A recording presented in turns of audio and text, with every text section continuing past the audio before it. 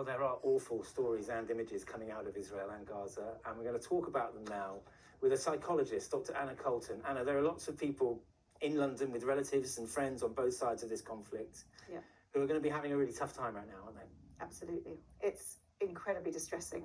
And the amount of raw and unedited and even edited footage that is available on social media means that it feels incredibly real to everybody, but those who have got relatives or friends in either of the areas, it's not even an imagination. They can see what's happening and they can watch the footage and imprint in their minds what might be happening to their loved ones. It is really traumatic.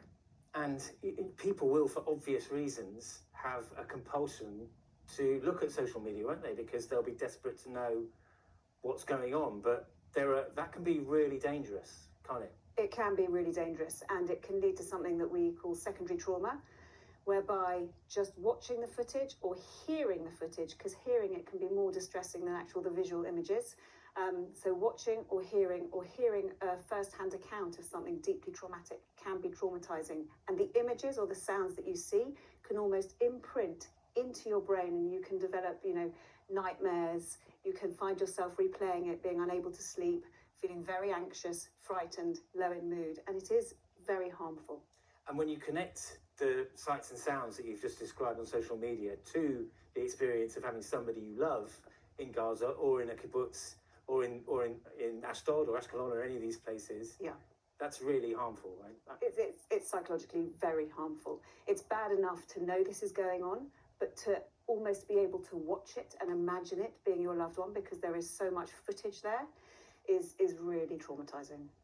And what about youngsters? What can people with families in this situation, what can they do with their children? Because the social media is a difficult thing to avoid, especially if you're a kid.